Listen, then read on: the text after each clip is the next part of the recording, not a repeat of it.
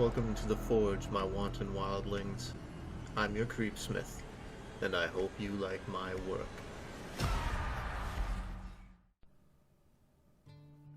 Tonight's offering will attempt to whet your appetite with a small offering from the scare aficionados of the American South. Tailey Bone. Now it's said that a long time ago, a fella named Jeb took to the foothills of Texas to live off the land. Now old Jeb loved nothing better than a pot of beans with some meat in it, and he'd eat off that pot of beans for a week or more. Well, one winter night, old Jeb couldn't find nothing but a scrawny old squirrel to put in his bean pot. He cleaned it, cut it up into pieces, and plopped it into his kettle. Leaving his pot and the meat and beans there in the fireplace in the red brick chimney, he went out to the firewood pile to gather some wood. He thought about the small bit of meat he shot that day and shook his head. Laughing, he grabbed a bundle of logs and went back inside. Setting them by the door, old Jeb got himself a startling fright when he turned to see this horrid thing sitting near his kettle. It was hideously skinny, all sunken in, white like a corpse, red eyes that never seemed to blink, scaly-like things all over its body. It stuck its long neck out, and down went the head into his pot. Jeb saw it pull out a nice chunk of meat, and in a few snaps it was gone. Now old Jeb wasn't about to let some dried-up reptile with red eyes steal his supper. "You cut that out," Jeb shouted. "You get going, you worthless Gila monster." To this, the creature replied by snapping its mouth all full of needle-sharp teeth, slapped that tail twice against the wall. Its tail seemed to be the only fatty part on its body. It seemed rather proud of that quilled tail. "Get out of there, you filthy beast!" old Jeb shouted. But the lizard only snapped his jaws and slapped his tail again. "Get out of my victuals and my fixings, or I'll cut that proud tail of yourn off." To this, the creature snatched up the last piece of meat. Watching Jeb, it took a large gulp of beans. His head turned to his side, he watched old Jeb. Then it turned and spat those beans all over Jeb's face, and laughed with a hissing noise. This was more than Jeb could take. Using his axe, he hacked that fat tail off. "Tailey! Tailey! Tailey!" the creature howled as it climbed up the chimney. "Tailey! Tailey!" it shouted as it ran into the night. Now old Jeb sat next to that pot thinking of those meatless beans. Blood was sprayed everywhere, even getting into the beans. Near to his foot, the tail was still squirming and worming about the floor. Picking it up, Jeb was about to toss it away, but he looked at it and thought, meat's meat.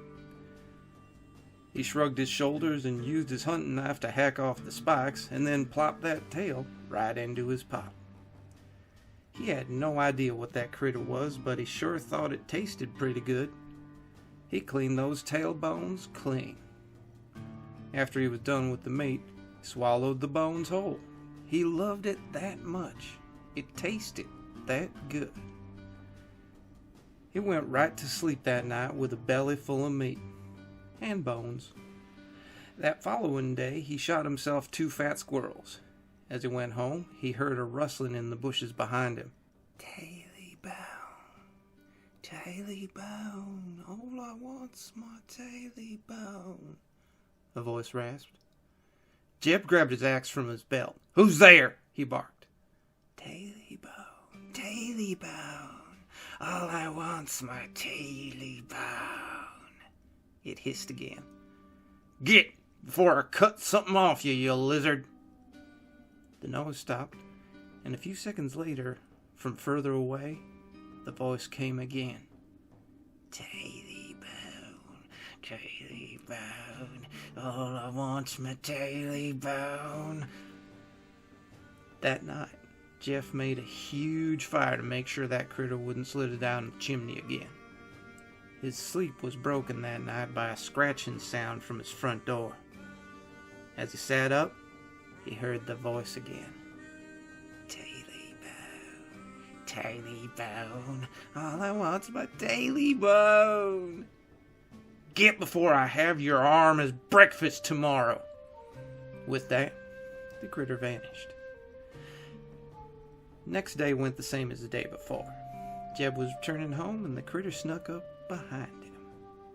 From the bushes came Tailey bone, Tailey bone, all I want's my Tailey bone. Jeb raised his axe and the creature slunk away again.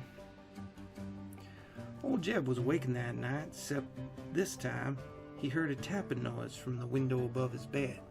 Saw a pair of red eyes peering at him from outside out of a pale white face. Tailey bone, Tailey bone, all I want's my Tailey bone, it snarled. Begone, you devil! He brandished the axe again. With similar effect, the creature vanished into the night.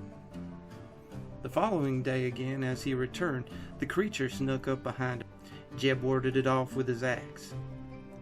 That night, his sleep was broken again by a chewing, scraping sound below the house.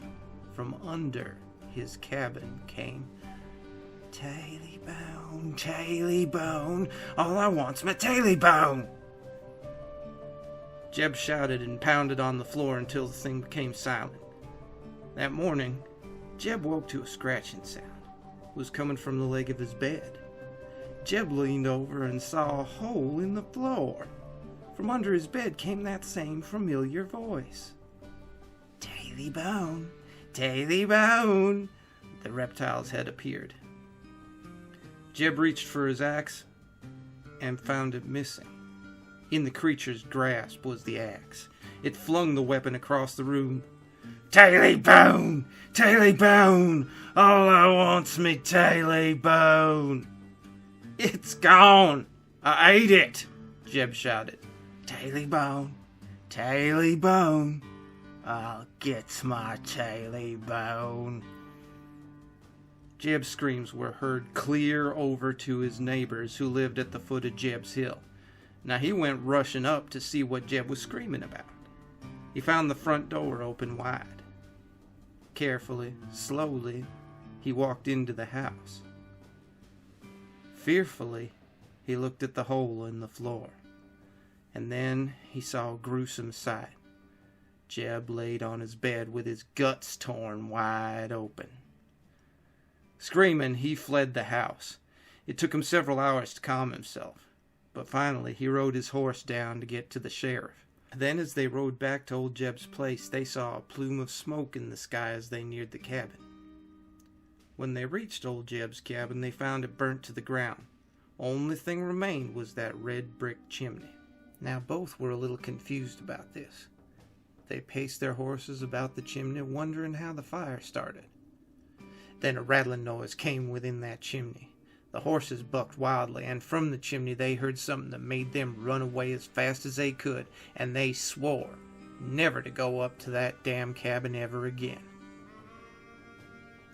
To this day, they say that if you find Jeb's Hill, and if you walk through those woods that still remain there, you might find in those woods a red brick chimney, all covered in moss and worn away by years of weather.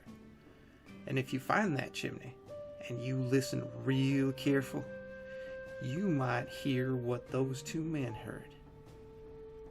Tailey bone, Tailey bone, now I got my Tailey bone. Well, I guess it just goes to show, no matter how hungry you are, there are things you just don't eat. Stay scary, my wildlings, and make the most of your nights.